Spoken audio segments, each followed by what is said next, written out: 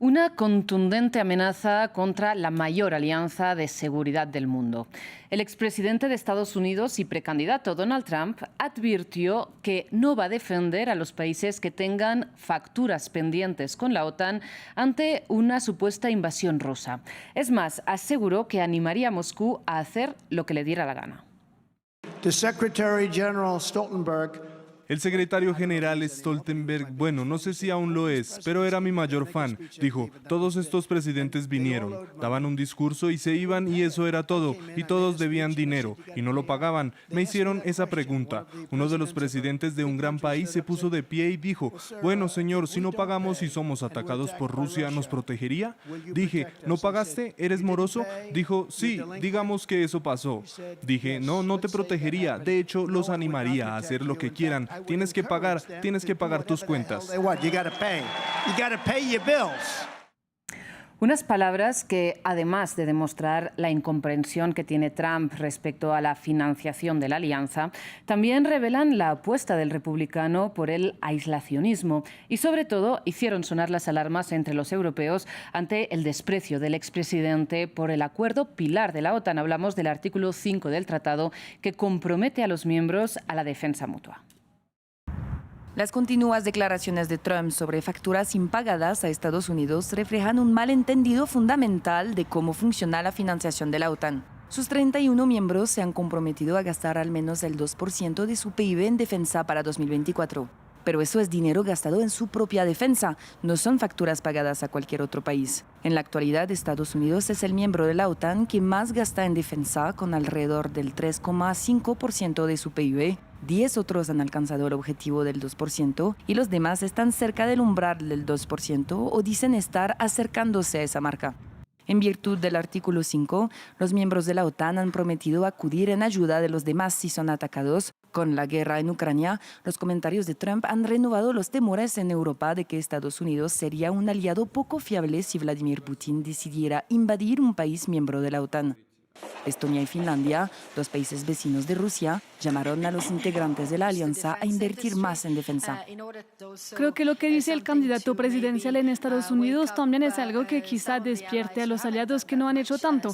Así que ojalá todos hagamos más colectivamente y seamos más fuertes juntos. Tenemos que asegurarnos de que en Europa nos ocupamos de nuestra parte en la OTAN. Finlandia, por supuesto, es un país que seguirá haciéndolo. Somos un proveedor de seguridad, no un consumidor de seguridad. El jefe de la OTAN, Jens Stoltenberg, dijo que esperaba que Estados Unidos permaneciera en la OTAN independientemente de quién ganara las elecciones en noviembre, pero la preocupación es que Trump trataría de retirarse de la alianza si es elegido para un segundo mandato, a pesar de que el Congreso de Estados Unidos ha tomado medidas recientemente para hacer más difícil que un presidente lo haga unilateralmente.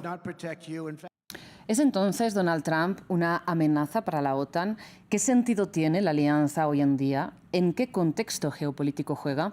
Lo analizamos con Hugo Harvey. Él es doctor en estudios internacionales e investigador de la Universidad de las Américas, y también con Giulio Leborato. Él es analista internacional y doctorando en ciencia política en la Universidad de Génova. Hugo, Giulio, muchísimas gracias por estar con nosotros en France 24.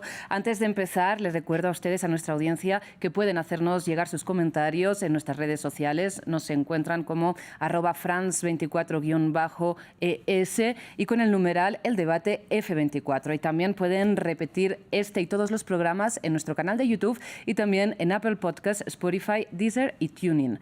Ahora sí, empezamos con este debate sobre las perspectivas de la OTAN y esta amenaza expresada por el expresidente y precandidato republicano Donald Trump. Hugo, empiezo por usted con la misma pregunta que le voy a plantear a Giulio para que ambos expongan su postura de entrada. Les pido qué credibilidad, qué peso le dan a esta amenaza de Donald Trump. Bueno, buenas tardes. Por acá, en primer lugar, lo que creo yo que hay que considerar es que claramente Trump está en campaña y está en un periodo fuerte de campaña, a pesar que no tiene muchos contrincantes. Han ido bajando los posibles contendores que podría haber tenido en las elecciones que ya se vienen. Pero lo más importante es que él está hablando a su electorado. ya ni siquiera al Partido Republicano, ni siquiera a Estados Unidos completo, sino que directamente a su electorado. Y su electorado, en cierta forma, es fiel, digamos, a su discurso, y fue fiel a su discurso anterior de America First. Por lo tanto, hoy en día que se está retomando este discurso, claro, hace estas críticas con mayor ímpetu y a lo mejor con algún grado mayor de credibilidad. Sin embargo, tal como se decía en la nota, esto demuestra un desconocimiento de cómo realmente se financia la OTAN, y que el 2% del PIB que tiene que invertir, yo no le llamo gasto, el 2% del PIB que tiene que invertir cada país en defensa es en su propia defensa. ¿Ya? Y así podemos ver las diferencias que hay en cuanto al aporte que se realiza a la defensa. Entonces, en esta forma también hay un sentimiento también individualista de cada país de aportar lo que realmente ellos estiman que es la inseguridad que están viviendo en estos momentos. Ahora Sin vamos, embargo, también es necesario considerar, sí, que sin vamos embargo, a también es entrar... necesario considerar que en el establishment, digamos, de seguridad de Estados Unidos existen contrapesos, y cada día es más difícil para un presidente poder tomar una decisión de forma autónoma e independiente. Pues vamos a entrar, Hugo, en estos aspectos que usted comentaba, como lo que invierten o gastan en defensa cada uno de los miembros de la OTAN. Pero antes, Julio, también quería, como decíamos, plantearle la misma pregunta. ¿Usted está de acuerdo con Hugo en que son palabras enmarcadas en un ambiente de precampaña, o que Donald Trump puede, de hecho, suponer una amenaza para la OTAN si llega a ser presidente? No, pues de un candidato que no es todavía el candidato oficial de los republicanos encima, y en un periodo justamente de campaña electoral. Cierto es que ese tipo de amenaza, tal vez no tan concreta e imprudente, ya lo había hecho Trump durante su presidencia como presidente. Entonces yo creo que digamos que esta manera de ponerse de Trump hacia la alianza efectivamente puede constituir una amenaza una vez que eventualmente él llegue a la presidencia. Y no es un caso, digamos, que sus palabras hayan creado ese impacto en los líderes de la OTAN, y en particular en los líderes europeos, que en este momento, aunque llegaran al 2% del Producto Interno Bruto de gasto, digamos, militar de defensa, no podrían sustituir los Estados Unidos, digamos, en la protección de su territorio, de sus fronteras. Claro, porque precisamente hemos visto reaccionar, lo veíamos en este reportaje que acabamos de ver, el nuevo presidente de Finlandia y también a la primera ministra de Estonia, dos países que superan con creces este 2% de gasto / inversión en defensa dentro de su propio país. Les pregunto entonces qué países, qué estados se deberían preocupar más por estas palabras de Donald Trump. Hugo. Sí, yo no me atrevería a llamar, digamos, a llamar a algún país que debería cumplir con los compromisos del 2% del PIB. Sin embargo, uno puede apreciar que se viven realidades internas en cada uno de los países. También hay asuntos de problemas domésticos y prioridades. Y por lo tanto, cuando un país realmente está en una crisis de seguridad y se ven amenazadas sus fronteras, ya la población empieza a aceptar, digamos, que se realicen estas inversiones de defensa. Entonces uno puede apreciar cómo, a medida que se van alejando de Rusia, digamos, van decayendo sus aportes o sus inversiones en defensa, y se van alejando un poco de este 2% del PIB de cada país. Ahora, lo que yo me atrevería a decir también es que, bueno, Estados Unidos no está haciendo caridad con la OTAN, sino que Estados Unidos también es un beneficiario de la inversión que hace en defensa. Es decir, habría que ver también si Estados Unidos puede mantener su seguridad sin su membresía en la OTAN. Muy interesante esto que plantea Hugo. Ahora precisamente entraremos a analizar qué saca Estados Unidos de la OTAN. Pero antes, Julio, le quería también plantear su reacción a lo que comentaba Hugo sobre el hecho de que los países como más cerca están de Rusia, por decirlo así, más vemos que invierten o gastan dinero en defensa. Finlandia ha llegado, de hecho, hasta el punto de integrar la OTAN el año pasado. Recordemos que no era miembro, sino que postuló a la alianza a raíz de la invasión rusa de Ucrania. ¿Considera que tiene fundamentos la preocupación de estos países ante la cercanía con Rusia, a pesar de que Vladimir Putin haya repetido en varias ocasiones que no le interesa invadir ni Estonia, Letonia, Lituania, ni Finlandia?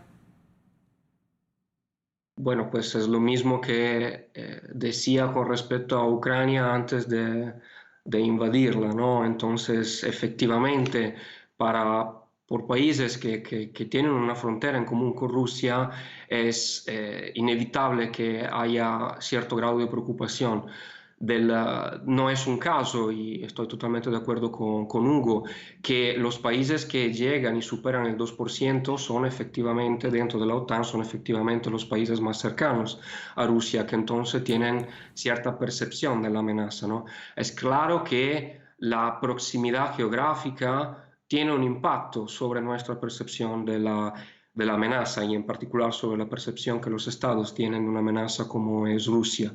No es la misma percepción la de los países bálticos o de Polonia o de Finlandia respecto a la percepción que puede haber Italia o España, que por ejemplo pueden tener su primer foco de interés el área del Mediterráneo, que también está enfrentando, como sabemos, unas crisis de seguridad importantes. Sin embargo, yo creo que un eventual, claro que aquí estamos hablando de verdad de una posibilidad, a mi aviso, muy remota, el eventual retiro de Estados Unidos, eso alarmaría a todos los países de la OTAN, en parte todo el bloque europeo, independientemente de su cercanía con Rusia. Claro, porque ahora mismo hablemos más ampliamente del bloque europeo, de la Unión Europea con Reino Unido y del apoyo que están brindando a Ucrania, a diferencia de la ayuda que está bloqueada en este momento por los republicanos en la Cámara de Representantes de Estados Unidos. Les pregunto por qué la Unión Europea continúa haciendo tantos esfuerzos para financiar la respuesta de Ucrania ante la invasión rusa en este momento de estancamiento. ¿Qué tiene que perder la Unión Europea ante una derrota de Ucrania en esta guerra, Julio? Pues es que esta es nuestra guerra. Esta es la guerra, es la guerra, digamos, que Europa está combatiendo en este momento. Aquí se trata de la estabilidad del orden internacional, como salió después de la Segunda Guerra Mundial. Y entonces, pues es claro que ya tuvimos un ejemplo, ¿no?, de lo que sucede al ignorar la asertividad, por no decir la agresividad rusa. Lo hemos visto en Georgia, con la anexión de los territorios de Abjasia y de Osetia. La Unión Europea fue muy tibia en su reacción. Lo hemos visto con la anexión de Crimea, donde a pesar de una reacción más fuerte de sanciones, las relaciones entre Unión Europea y Rusia con el tiempo se normalizaron. Y a pesar de eso, la asertividad rusa llegó al punto de una invasión, digamos, total y terrestre de un país que tiene fronteras en común con países de la OTAN. Y no es solo Europa que tiene que perder de una eventual derrota de Ucrania, los mismos Estados Unidos tienen que perder de esa eventualidad, digamos. Sabes, Trump, eso es una contradicción, ¿no? Trump habla de hacer América grande nuevamente, pero América sigue siendo, por el momento, a pesar que es más contestado, pero sigue siendo el país hegemone en este momento, y es un país grande y sigue siendo el país hegemone no solamente porque tiene recursos, sea económicos y militares, sino porque está dispuesto, o debería estar dispuesto, digamos así, a utilizarlos para mantener el orden que ellos mismos contribuyeron y fueron la principal parte activa en construir. Usted dice que esta precisamente es la guerra también de Europa, pero Rusia argumenta precisamente que fue esta expansión de la OTAN, entre otros argumentos que da Vladimir Putin y el gobierno ruso, lo que motivó finalmente esta invasión de Ucrania. ¿Qué cree usted, Hugo? Sí, bueno, esa es la excusa que ha tenido Putin para poder realizar esta incursión y esta agresión a un país vecino con reconocido internacionalmente y con fronteras claramente definidas. Esa ha sido su excusa. Pero lo que hay que considerar también que, claro, si bien es cierto, dentro de las negociaciones que se realizaron con la Unión Soviética cuando ya estaba en su decaimiento, era que la OTAN no se expandiría.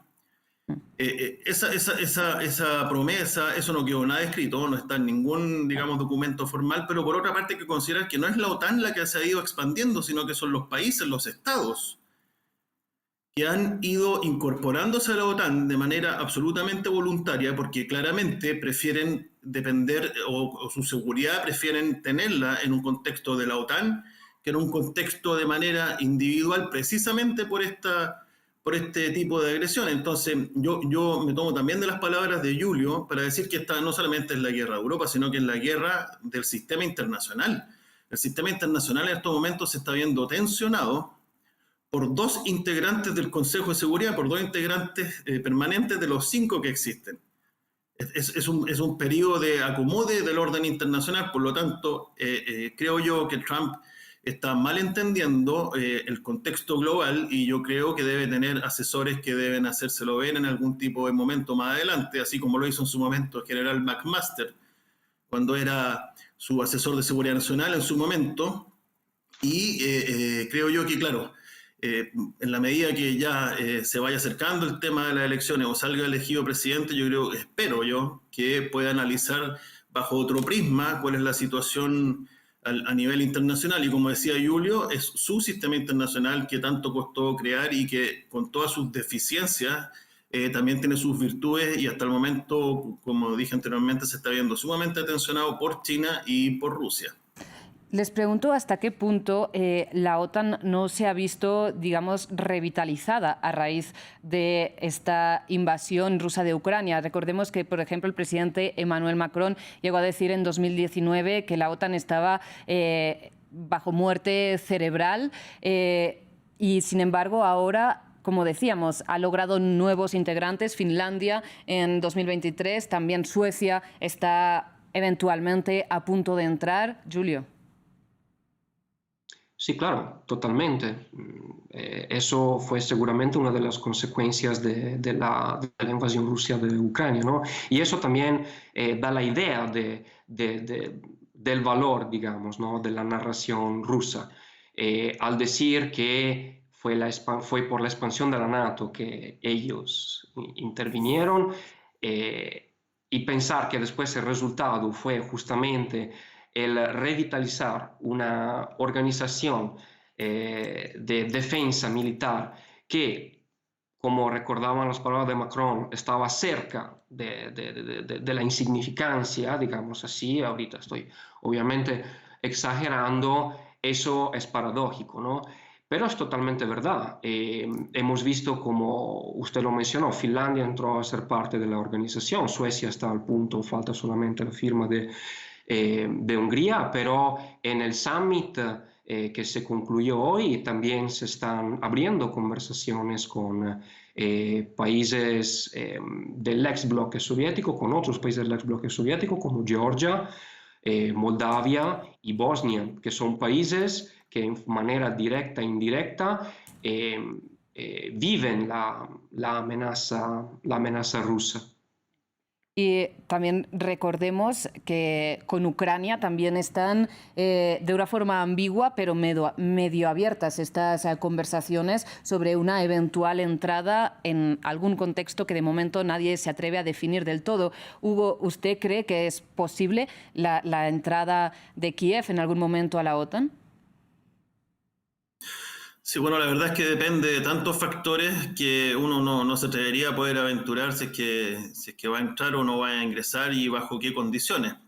Lo que sí creo yo que este es el momento de la OTAN, tal como decía Julio y usted también, la OTAN venía en absoluta decadencia, ya desde el año 2012 estaban realizando estudios y análisis por parte de la Unión Europea para poder crear su propia arquitectura de defensa, y esta guerra en cierta forma vino a revitalizarla, pero también de la mano de Estados Unidos. Por eso es importante lo que opina Estados Unidos, porque así como Trump era America First, en la Estrategia Nacional de Seguridad de Estados Unidos de Biden, que la sacó incluso antes, sacó una versión interina, señalaba que Estados Unidos no era nada sin el multilateralismo, y eso es realismo puro, porque en estos momentos Estados Unidos no tiene la capacidad para poder en todos los frentes en los cuales tiene amenazas participar al mismo tiempo. Pero volviendo a la pregunta, creo yo que sería una medida que a Rusia claramente no le agradaría que Ucrania entrara a la OTAN, pero sería una demostración de fuerza, porque tal como fue durante la Guerra Fría, en que se concebía a través de la doctrina Kennan que el comunismo había que contenerlo en todos los frentes, yo creo que aquí en este caso también. Y los ejercicios que se están realizando de Steadfast Defender y la duración y la magnitud de estos ejercicios es una muestra de fuerza, es una muestra de cohesión y es una muestra de que la OTAN tiene una voluntad política para actuar en este momento. Por eso que vienen tan mal las declaraciones del presidente Trump, del posible o del candidato Trump. Ambos han mencionado que China y Rusia están tensionando el sistema internacional. Les pregunto por qué no se puede considerar que la OTAN, tan revigorizada como está ahora mismo, también es un elemento de tensión de este sistema internacional. Julio. Pues la revitalización de la OTAN, así como esta carrera al rearme, han sido una clara consecuencia del expansionismo ruso. Eso ha sido fue una reacción, ¿sí? Cioè fue una activación reactiva de la OTAN y una retomar, digamos, la carrera armamenticia como consecuencia. Y las tensiones, digamos, en el sureste del Pacífico existían desde antes. Sin embargo, estamos en una situación, digamos así, por el momento de congeladas, ¿sí? de tensiones. Y claro que la situación en Ucrania es importante porque China está viendo, ¿no? China sigue una política de no intervención, de no inmiscuirse en los asuntos interiores de otros países. Ha apoyado de manera, la verdad, bastante tibia a Rusia, pero claro que desde su posición relativamente marginal en este momento está viendo cuál es la reacción de los Estados Unidos, de la Unión Europea y de la OTAN como bloque de defensa frente a ese expansionismo ruso. De toda manera, la gran strategy, digamos así, rusa respecto a la China son diferentes, en el sentido que China no tiene esta, me permito decir, actitud expansionista que ha tenido Rusia en los últimos años y tiende a ser tendencialmente prudente. Eso no significa que no haya mostrado los músculos con lo que refiere a Taiwán, que por China es una cuestión de política interna porque se trata de una reunificación de su territorio, pero repito, son dos países diferentes.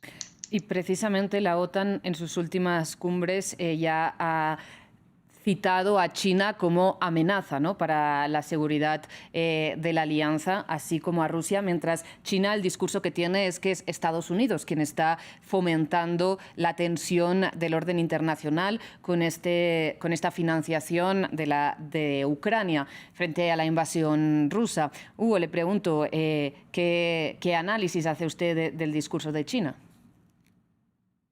Sí, bueno, claramente China está observando expectante cuáles son las reacciones de Occidente para poder detener este expansionismo ruso, pero no es la misma lógica tampoco.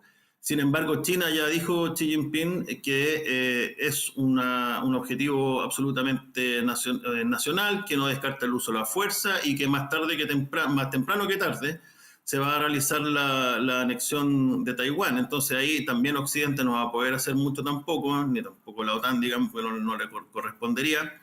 pero no van a poder hacer mucho para poder evitar esto, precisamente porque China lo considera algo que va a suceder de todas maneras, ya lo viene avisando con anterioridad. También para ello, como decía Julio, es un asunto de política absolutamente doméstica. Sin embargo, también viene a continuar tensionando el sistema internacional, y desde mi punto de vista, el sistema internacional está en un acomode, está en un proceso de cambio. Hay que ver qué tan fuerte va a ser el cambio, pero en estos procesos de cambio de orden internacional es cuando se empiezan a producir todas estas cosas. Vemos, por ejemplo, en Latinoamérica que Venezuela también aprovecha, como Estados Unidos está en otros frentes, empiezan a hacer eso. Lo mismo pasó con Hamas. Entonces son distintos conflictos que se empiezan a brotar en periodos, digamos, de acomode del orden internacional, y en que Estados Unidos definitivamente no tiene la capacidad para poder actuar en todos los frentes como antes la tenía. Hugo, precisamente usted ha mencionado al principio de este debate que para Estados Unidos también es beneficioso formar parte de la OTAN. ¿En qué es beneficioso para Estados Unidos? Claro, para Estados Unidos es beneficioso en cierta forma porque tiene toda una arquitectura que le sirve a Estados Unidos para poder tener su propia defensa en ese frente que es el frente europeo, que no deja de ser importante.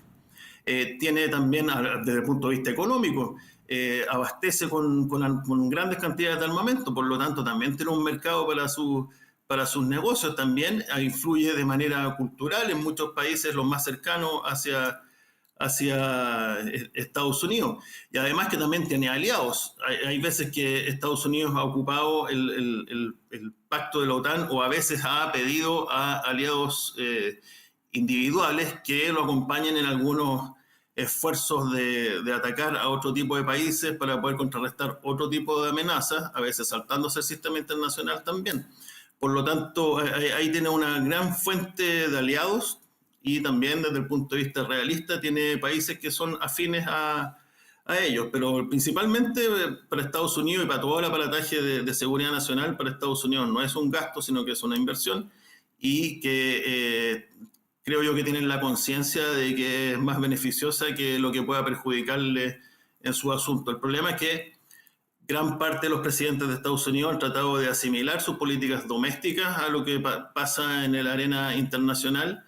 Y creo yo que los intentos de Trump, si es que llegan a pensarse, digamos, cuando esté en el poder, si es que llega al poder, de salirse de la OTAN, sería asimilar esto a las políticas domésticas de hacer, digamos, a Estados Unidos grande de nuevo, pero yo espero que no suceda. Precisamente en una entrevista reciente, el presidente ruso Vladimir Putin, en una entrevista con un periodista de la televisión estatal rusa, dijo que prefería a Biden en la Casa Blanca antes que a Trump porque era más predecible. Esto a pesar de las declaraciones con las que hemos empezado este programa.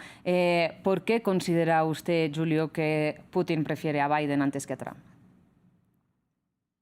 Bueno, pues yo no he escuchado, digamos, la entrevista en cuestión, pero me atrevo a pensar que esto también podría ser parte de una sorta de estrategia, ¿no? De narración. Es claro que por parte por el público estadounidense, por el electorado estadounidense, saber que Putin prefiere a Biden, si es que es así, lo dudo fuertemente. Eso podría tener a nivel electoral justamente el efecto contrario, o sea, podría ser otra razón más para el electorado americano para volverse hacia Trump, que al contrario, empezando por la declaración de la cual estuvimos hablando en estos últimos 20 minutos, está evidentemente haciendo los intereses de Putin, y no es, yo diría, una casualidad. Claro que hay que agregarle otros factores, digamos, de on the ground, por así decirlo, pero no es una casualidad si al seguir de estas declaraciones la actividad rusa en Ucrania y los bombardeos han aumentado. Y hablando del electorado estadounidense, según unas encuestas citadas por el New York Times, el 80% de los demócratas y el 50% de los republicanos, digamos, ven de forma favorable las alianzas con la Unión Europea. Y a pesar de estas cifras más bien favorables, Donald Trump, como ustedes dicen, continúa defendiendo este discurso aislacionista y antibelicista, en cierto modo, a pesar de que, recordemos, en contra de lo que él suele decir, en su primer año de mandato lanzó más drones que Obama en todo su segundo mandato, ¿no? Y también multiplicó el gasto militar. Entonces, ¿cómo se entiende esta política que lleva a la práctica respecto a su discurso aislacionista? Hugo. Sí, bueno, yo creo que es el discurso aislacionista, digamos, que prevaleció, digamos, sobre su mandato anterior. Ahora vuelve, digamos, en este periodo de campaña. Y bueno, claramente él puede tener muchas intenciones, pero hay ciertos cortapisas, hay ciertos balances que se producen en el sistema de seguridad de Estados Unidos que lo harían sumamente difícil. Ahora, también hay que ver que todos estos líderes empiezan a escuchar lo que quieren escuchar, y también sus asesores empiezan a decirle lo que él quiere escuchar. Por lo tanto, se va produciendo un fenómeno ahí de pensamiento grupal que hace que se produzcan declaraciones de este tipo, al igual que Putin. Entonces, yo creo que, como dije al principio, que esto es discurso. Espero que sea solamente discurso y que ya, si es que llega a llegar al poder, esto se vuelva a morigerar, porque, y usted tiene razón, digamos, es una persona belicista, digamos, y hay que ver cómo terminó, digamos, su mandato y cómo aún no reconoce la victoria de Biden. Pero, claro, es belicista, envió drones, hizo ataques, digamos, quirúrgicos, también hizo un ataque un poco más grande durante su mandato, pero siempre aislado y no en coordinación con la OTAN. Pero la realidad dice que Estados Unidos claramente necesita del multilateralismo, necesita de tener alianzas, y creo yo que el mundo, en cierta forma, así lo cree, y el electorado norteamericano también lo ve de esa forma. Y vamos a ir cerrando porque lamentablemente nos quedamos sin tiempo, pero Julio, le pregunto en qué modo este discurso de Trump es aislado o es una tendencia histórica en Estados Unidos, porque hay quienes la comparan con las posiciones aislacionistas en Estados Unidos pre-Segunda Guerra Mundial. Bueno, sí, pues comparar, digamos, la doctrina Trump, si es que hay una, con la doctrina Monroe, me parece un poco complejo, empezando por el hecho que los Estados Unidos pre-Segunda Guerra Mundial todavía no se presentaban al mundo como potencia hegemónica, cosa que son ahora. Y con esta hegemonía, utilizando, digamos, unas etiquetas realistas, es claro que vienen ciertas responsabilidades, por así decirlo. Yo, más que interpretarlo como una especie, como un retorno, digamos así, a una vieja doctrina, digamos así, aislacionista, lo compararía más bien con una tendencia de personajes y movimientos y partidos populistas, en especial de derecha, que tratan de promover esta, digamos así, inversión de la atención hacia el interior del país, ese sentido de superioridad digamos, por la población del país en cuestión. Y en eso mi